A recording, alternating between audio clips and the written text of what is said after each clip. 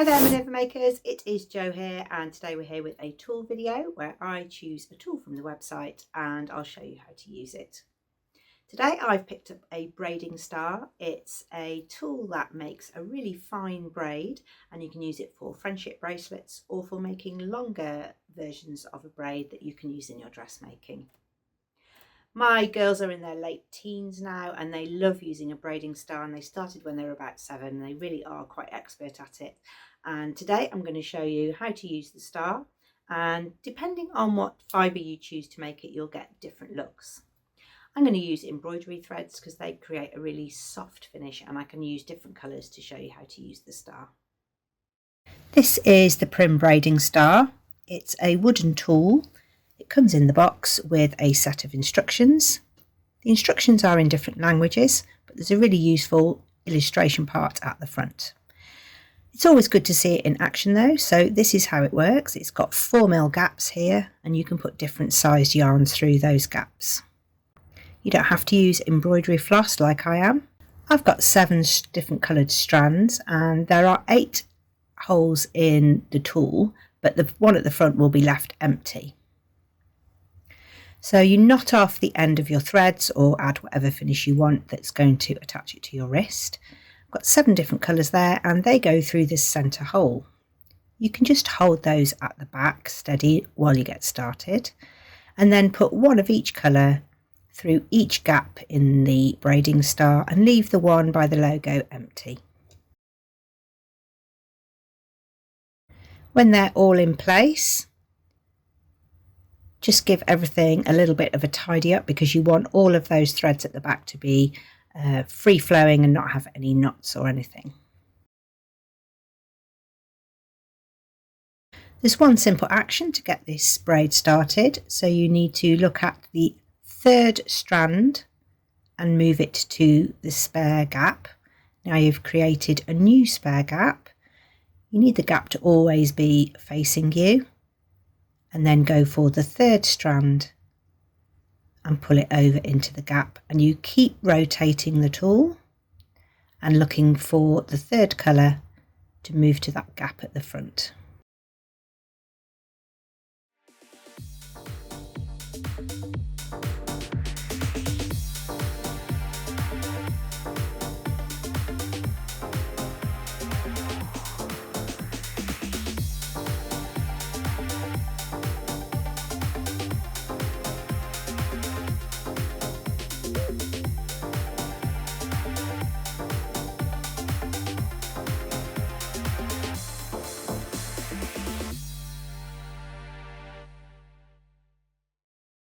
It's a little bit tricky to get started because you haven't got a lot to hold on to behind, but as you get a little bit of your braid working, it's much easier to hold.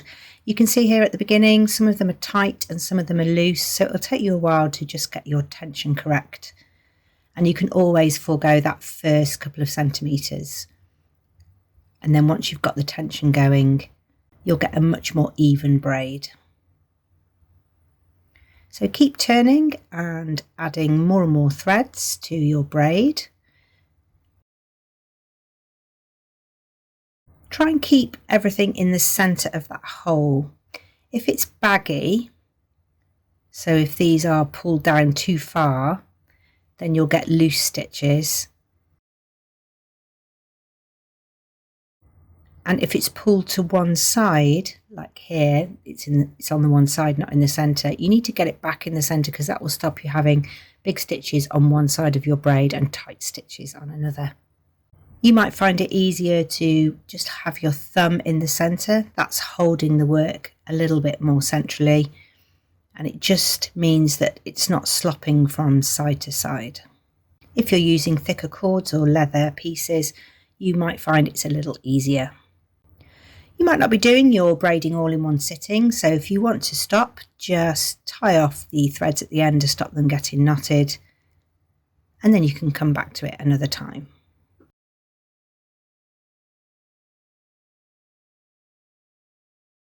After you've been working for a while, you'll get a longer braid coming through the centre, and then it gets a little bit easier because you can hold everything a little bit tighter at the back.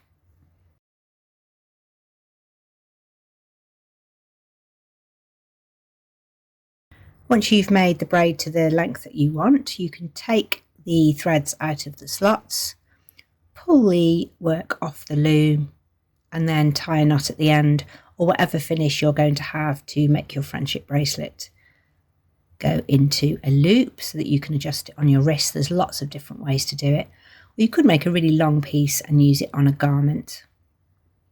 You need to make sure it's big enough for your wrist, and you might need to decide how you're going to fasten your bracelet before you start making the braid. I'm just showing you today how to use the braiding star. Thank you very much for watching. It's been good to have your company today. I haven't used a braiding star for quite a long time, so it was good fun to get my hand back in again. We would love to see what you've been up to and what you've been making, so do make a free account over at Minerva. Share your makes there. You can add a photo, a description, and take a look what everyone else has been up to. It really is a brilliant sewing community where people are really positive.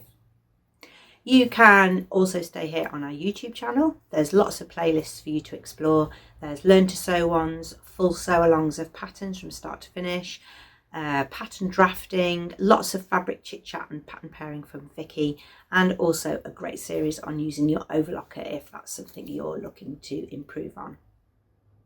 I'll be dipping into our website to find some other tools to show you very soon, so do stay tuned.